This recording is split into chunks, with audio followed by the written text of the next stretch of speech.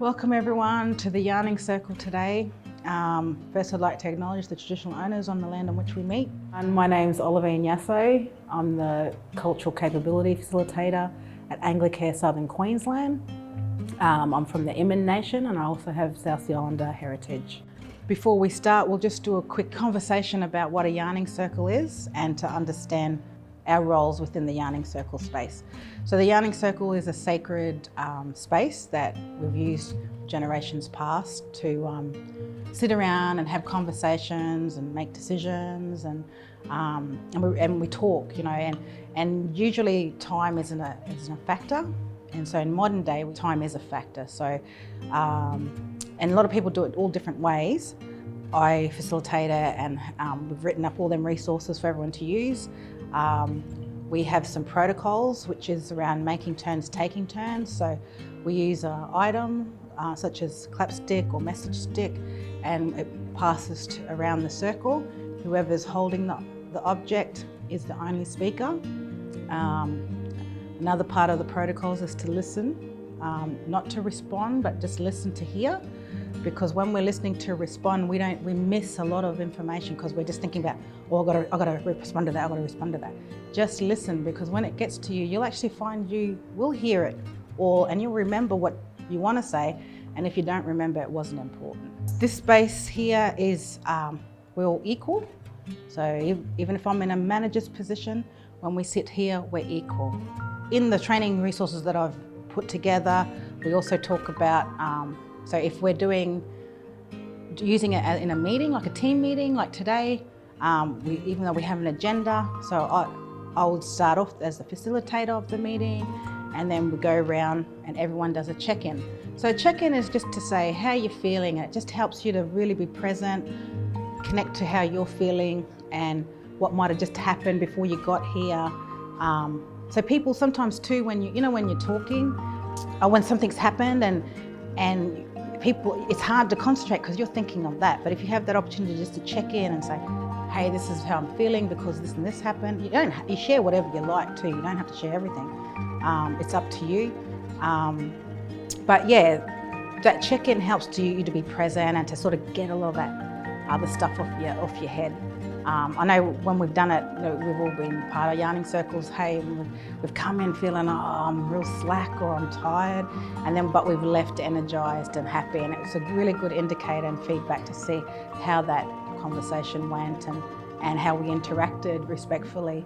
And I think that's another key part of the principles is to engage in respectful ways. So if we have an agenda, so we'll go around and do the check-in, and say, for instance, Ben here has agenda item 1, I would give him the sticks and the circle would start from him and he would present his agenda items, and then we would go around again, one person talking at a time, no talking over. You wait till it's your turn to talk until it gets back to Ben.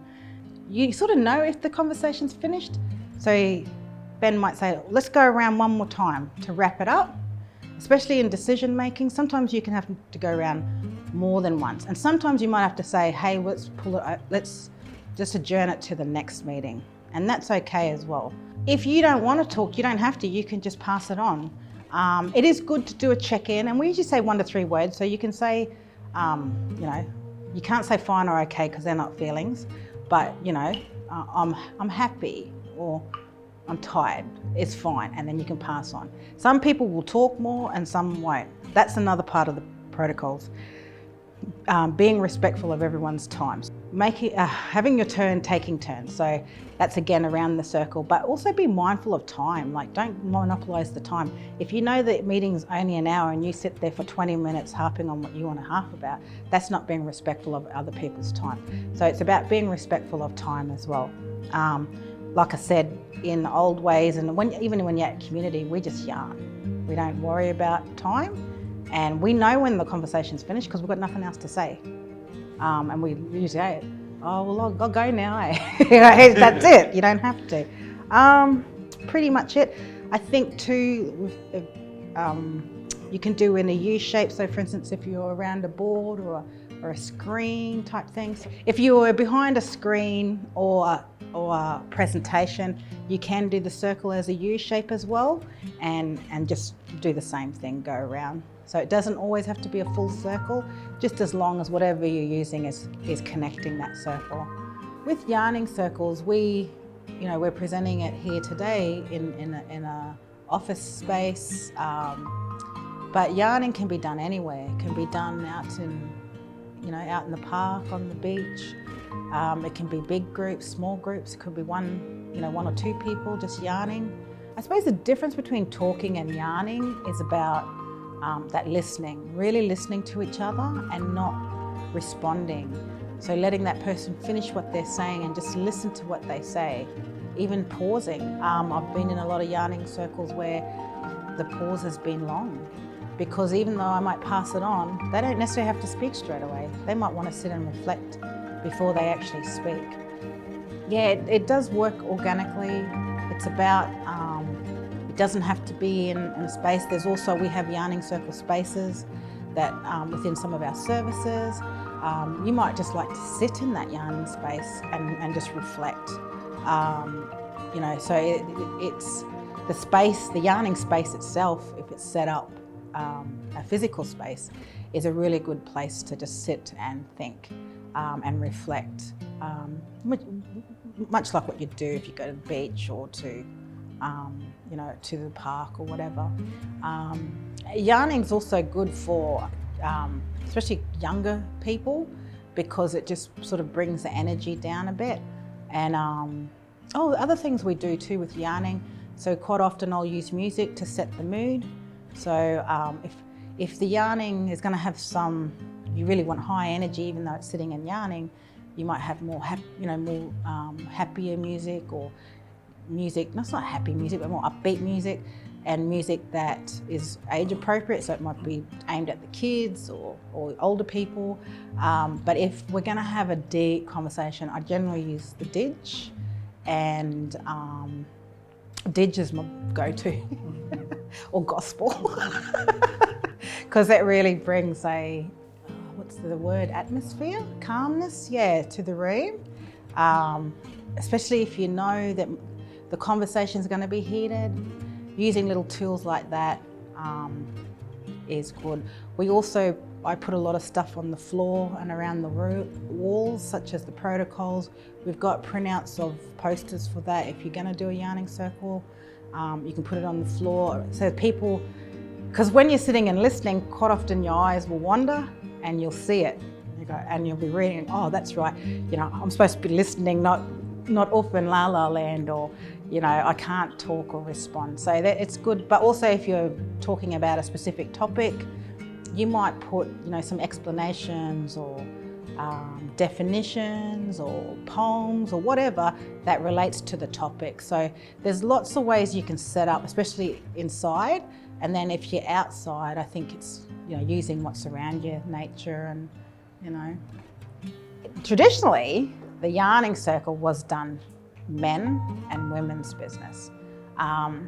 Men come together, women come together, because they had specific roles and responsibilities, that men shouldn't be a part of the yarn and women shouldn't be the part of the yarn. They still come together and make decisions, but quite often it's done separately. And women and children, especially when they're younger, and then men, would take the boys out hunting and whatnot, but they would still sit around and yarn too. They might be waiting for dawn for the kangaroos to come out for the long grass, so they'll sit and wait and yarn, and they'll share culture. So the yarning, we use yarn in a joking way, but it's more than talking. It's really sitting and listening and being together in that human to human, respectful, kind way, and giving each other respect by listening and honouring what they have to say. And also agreement, that's one of the protocols. We agree to disagree. So I might have an opinion that someone else here might disagree with, that's okay.